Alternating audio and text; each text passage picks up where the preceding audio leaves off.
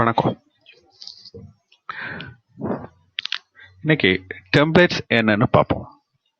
அல்கோ சிக்னல்ஸில் என்னெல்லாம் டெம்ப்ளேட்ஸ் இருக்கு, அது எப்படி சார்ட்ல அப்ளை பண்ணும்.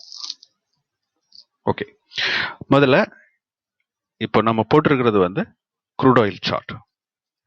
டைம் ஃப்ரேம் வந்து 15 மினிட் பீரியட். இதில் ஒரு டெம்ப்ளேட் அப்ளை பண்ணணும். ஹவு? டெம்ப்ளேட்ஸ் ஃபோல்டரில் போகணும். நீங்கள் ட்ரேட் பண்ண வேண்டிய டெம்ப்ளேட்டை சூஸ் பண்ணணும். கிளிக் பண்ணுங்க. டெம்ப்ளேட் வந்துச்சு. ஒரு சில நேரத்தில் டெம்ப்ளேட் இந்த கேண்டில்ஸ் பிளாங்காக இருக்கும். ஸோ அதை பற்றி கவலைப்பட வேணாம்.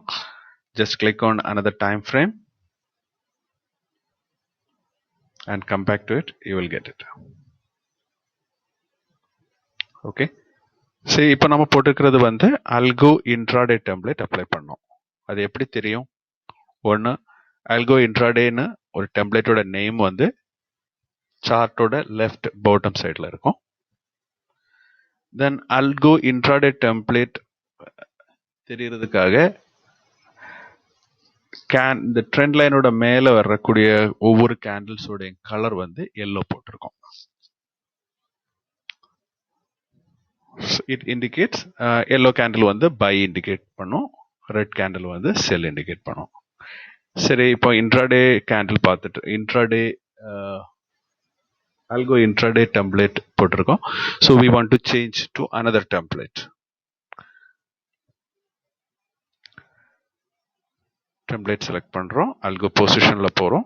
So you got algo positional template. Algo positional டெம்ப்ளேட்டில் வந்து கேண்டிலோட கலர் லைட் ப்ளூவாக இருக்கும்.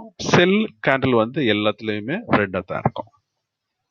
ஸோ சார்ட்டோட லெஃப்ட் பாட்டத்தில் பார்த்தீங்கன்னா அல்கோ பொசிஷனல் டெம்ப்ளேட்டோட நேம் அங்கே இருக்கும்.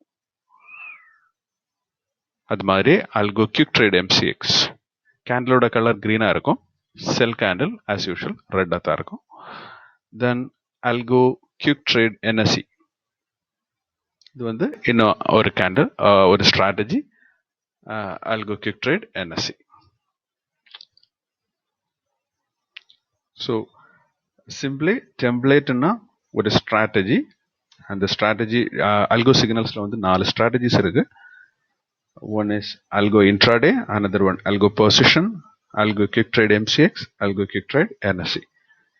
இது எதுக்கு இந்த 4 டெம்ப்ளேட்ஸ் யூஸ் பண்ணுறோம் அது இன்னும் ஒரு வீடியோவில் சொல்கிறோம். தேங்க்யூ. இப்போ டெம்ப்ளேட் உங்களுக்கு போடுறது தெரியும்னு நினைக்கிறேன்.